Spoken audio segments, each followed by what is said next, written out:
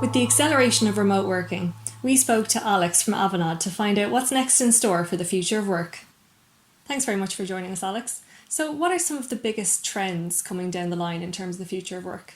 In terms of the future of work, I suppose the biggest trends I see in the market are supporting hybrid work. I think that's very topical. How do we keep the employee satisfaction, employee productivity really high in these times? How do we embrace things like flexible work hours? How do we enable or empower people to choose their own best time for them to accomplish their work in the way that suits them best, and also how to keep people engaged. Now that we're not all in the office, it is a little bit harder, and you need more innovative ways to engage your employee workforce. And I think as part of that, the role of the office needs to change. So what we used to do in the office, the 9 to 5, just going to your desk in the office is something that I think will be reimagined. And I think as part of going forward with the transformation that the pandemic has brought, I think organizations will use the office much more as a hub for collaboration and not just a place people go to work. I think employees will be empowered to work from where it suits them best, and then coming together when it makes sense, maybe to do some brainstorming, maybe to do some collaborative work that is more productive if people are face to face in a room with all the necessary technologies and spaces. And from a digital transformation perspective, what do companies need to consider in terms of the way we're going to work in the future? I suppose in terms of digital transformation, the biggest consideration I am seeing is how to provide a consistent environment for collaboration for their employees. I was reading a study recently that actually stated that the human brain is, in terms of maximizing productivity, is wired to use 4 different user interfaces.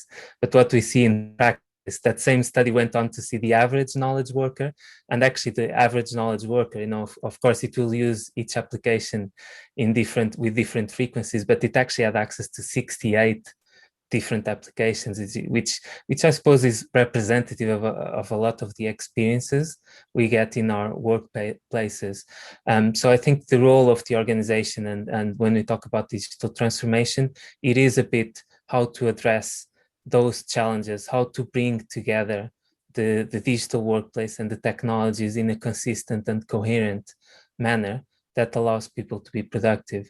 An example of that has been the recent launch of Microsoft Viva, that is all serviced through Microsoft Teams, but it brings things like insights, learning, communication, collaboration, knowledge, all under the same banner, a single pane of glass under Microsoft Teams with a single user interface, so that people get used to using Microsoft Teams or a similar collaboration hub platform, and they don't have to learn, every different application just integrates into that central hub. And finally, what do employers need to think about in terms of their employees and looking after them?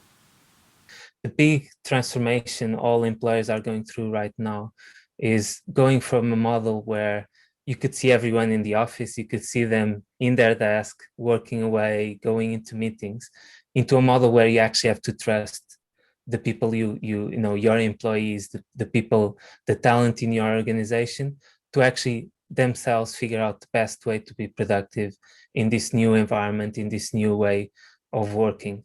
I think this has huge potential in terms of making people happier, and making people more productive, and empowering the individuals to actually connect with their objectives, connect with what they're doing, and finding creative ways on how to achieve that in a way that is, I suppose, that blends well with their personal lives, with their other commitments.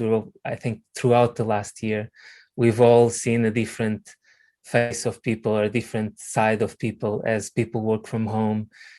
Everyone has their child, their partners, everyone, their dogs, their cats to mind at home. So I think it has brought a lot more of the personal side of people into the workplace, and I think that can be a very positive way, bringing your whole self, as we say, into work, I think that can only be a positive thing, and it can really empower people to do their best work, regardless of where they are, regardless of what time of the day they're most productive. I think that's a key trend. Thank you very much, Alex.